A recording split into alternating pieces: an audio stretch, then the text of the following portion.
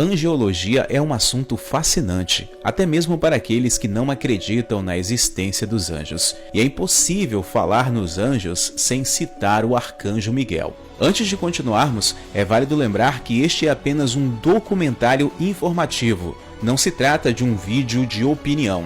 E hoje nós vamos apresentar para você um pequeno resumo da história do arcanjo Miguel dentro das religiões.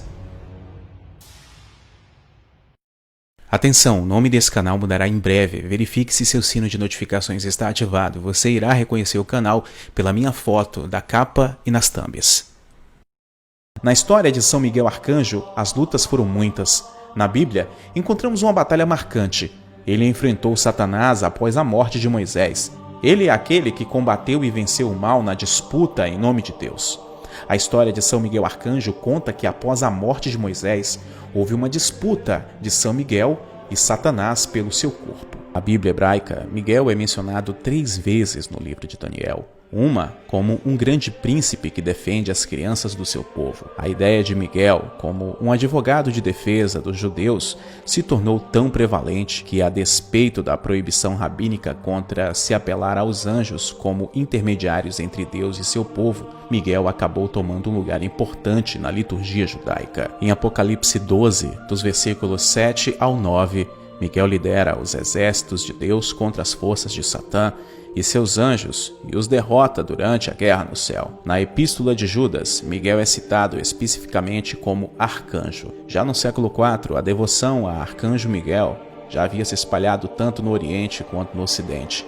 Com o passar dos anos, as doutrinas sobre ele começaram a se diferenciar. Na etimologia, o termo arcanjo tem suas raízes na palavra arque e na palavra ângelos. O prefixo grego arque deriva de arche, que se refere tanto a começo, ponto de partida, princípio, como suprema substância subjacente ou princípio supremo indemonstrável. A partir dessa raiz arche, temos o antepositivo arque em português, com o sentido de aquilo que está na frente, o que está no começo, na origem, ponto de partida, sendo traduzido acima, superior ou mais importante. Também pode ser traduzido como o que governa, aquele que dirige, aquele que comanda, aquele que lidera, e ainda carregando consigo ideias de poder, autoridade, império e superioridade. Quanto ao grego angelos, vertido para anjo, significa simplesmente mensageiro. A partir dessas raízes, portanto, a palavra arcanjo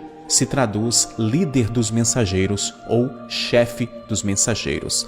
Também pode ser traduzido como capitão dos anjos, primeiro anjo, acima dos anjos, superior aos anjos, anjo superior ou anjo-chefe. E o termo Miguel significa aquele que é como Deus ou uma pergunta, quem é como Deus? Como no hebraico não existia sinais de pontuação, algumas palavras trariam consigo um significado inquisitivo. Por isso, a partícula mi, que significa quem, muitas vezes é traduzida sintaticamente como interrogação, ocorrendo em 350 textos do Antigo Testamento, onde é mencionada. Desta forma, o Talmud sugere uma interpretação inquisitiva para o nome Miguel, tendo a tradução contextual quem é como Deus ou quem é semelhante a Deus. Este entendimento hoje não é compartilhado somente pela comunidade judaica, pois mais tarde foi incorporado pela cristandade em geral, para não colocar em causa a própria Escritura, tanto por católicos e evangélicos como adventistas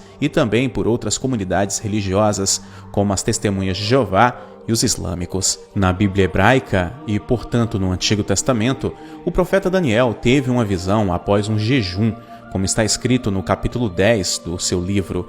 Um anjo se identifica como Miguel, o protetor de Israel.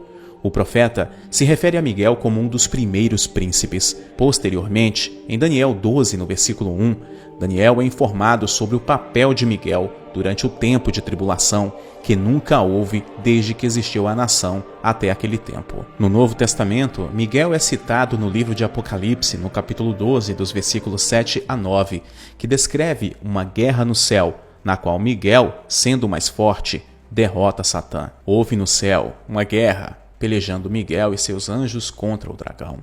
O dragão e seus anjos pelejaram e não prevaleceram.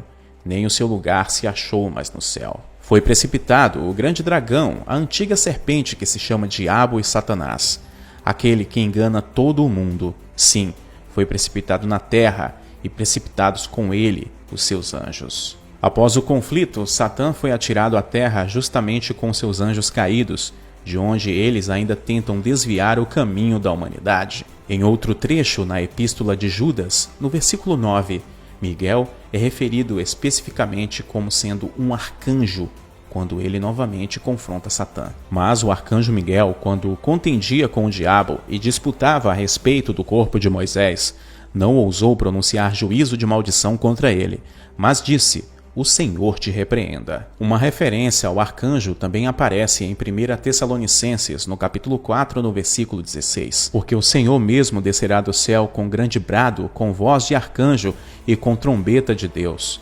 E os mortos em Cristo ressuscitarão primeiro. Porém, o arcanjo que marca a segunda vinda de Cristo não é mencionado. Alguns estudiosos sugerem que ele seja algum representante de Deus, ou até mesmo o próprio Jesus Cristo, pois as referências sobre o que Jesus fará como líder do exército dos anjos de Deus são as mesmas do arcanjo Miguel. Daí vem a teoria de que Miguel e Jesus Cristo são a mesma pessoa. Nos ensinamentos católicos, São Miguel tem 4 papéis importantes. O principal é como comandante do exército de Deus e líder das forças celestes, em triunfo sobre as hostes infernais. Ele é visto como um modelo angélico para as virtudes do guerreiro espiritual em guerra contra o mal, por vezes também visto como sendo a batalha interna. Miguel lidam com a morte. No segundo, Miguel é o anjo da morte, levando a alma de todos os falecidos para o céu. Neste papel, na hora da morte, Miguel desce e dá à alma uma chance de se redimir antes de morrer, atrapalhando assim os planos do diabo. As orações católicas em geral se referem a este papel de Miguel. No terceiro papel, ele mede as almas numa balança perfeitamente equilibrada, daí o motivo de ele sempre aparecer segurando uma balança nas gravuras católicas. Em seu quarto papel, São Miguel, o patrono especial do povo escolhido do Velho Testamento, é também guardião da Igreja Católica. Era comum o anjo ser reverenciado por ordens militares de cavaleiros durante a Idade Média. As testemunhas de Jeová acreditam que há apenas um arcanjo no céu e na Bíblia. Eles ensinam que o Jesus de antes da ressurreição e após a ressurreição e o arcanjo Miguel são a mesma pessoa.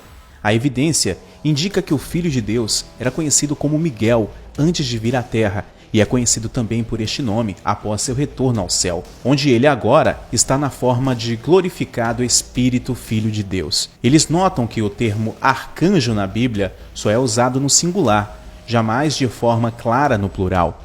Eles também afirmam que Miguel é o mesmo anjo do Senhor que conduziu os israelitas no deserto. Para os adventistas, Miguel era o outro nome para o Verbo divino, como se encontra em João no capítulo 1, no versículo 1, antes dele ter se encarnado como Jesus. Ele seria o Verbo não criado por conta de quem todas as coisas são criadas. O Verbo então se fez nascer encarnado como Jesus. Eles acreditam que o nome Miguel é importante para mostrar a sua verdadeira identidade, assim como Emanuel, que significa Deus conosco.